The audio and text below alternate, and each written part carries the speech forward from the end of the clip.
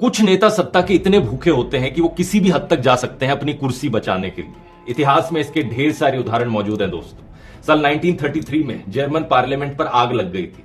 इसके पीछे आरोप एक कम्युनिस्ट आदमी पर डाला गया। हिटलर उस वक्त सिर्फ एक चांसलर था, लेकिन इस हादसे के बहाने से उसने पूरे देश में डर का माहौल फैलाया और देश का संविधान बदल डाला। इस हादसे के सिर्फ एक महीने बाद उसने ऐसे कानून पास किए जिसमें लोगों का बोलने का, लोगों का प्रोटेस्ट करने का अधिकार छीन लिया गया। और पता है क्या, बाद में पता चला कि पार्लियामेंट में आग लगाने वाले लोग हिटलर के नाजी पार्टी के ही लोग थे। कुछ इस तरीके से जर्मनी में तानाशाही की शुरुआत हुई थी।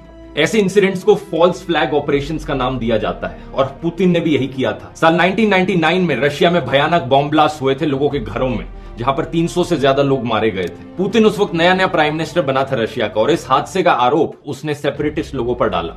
लेकिन इन हादसों का इस्तेमाल किया जाता है पूरे देश में डर का माहौल फैलाने के लिए, ये दिखाने के लिए कि देश खतरे में है सेपरेटिस्ट लोगों से, और अगर देश को कोई बचा सकता है तो वो पुतिन ही है। कुछ ही महीने बाद पुतिन देश का प्रेसिडेंट बन जाता है। बाद में पता चलता है इन बॉम्ब ब्लास्ट के पीछे रशियन इंटेलिजेंस एजेंसीज का हाथ था। वहां के ऑपोजिशन ने मांग भी उठाई थी कि इन बॉम्ब ब्लास्ट में एक पार्लियामेंट्री इन्वेस्टिगेशन हो, लेकिन पुतिन ने नहीं होने दी। एक इंडिपेंडेंट पब्लिक कमीशन भी बनाया गया था, लेकिन उसके 2 मेंबर्स की मिस्टीरियस सर्कमस्टांसेस में मौत हो गई और तीसरे को जेल में डाल दिया गया। कई हिस्टोरियंस मानते हैं कि इन बॉम्ब ब्लास्ट के पीछे पुतिन का खुद का ही हाथ था। यही चीज हाल ही में भी देखने को मिली, जो हमला हुआ था इसी साल रशिया में। यूएस इंटेलिजेंस एजेंसीज ने रशिया को बताया था कि हमला हो सकता है, लेकिन रशियन एजेंसीज ने कुछ नहीं किया।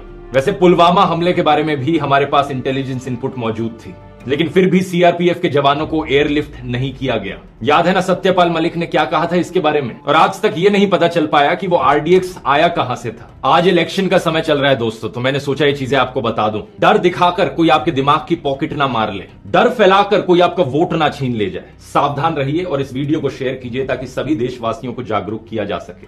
जय हिंद।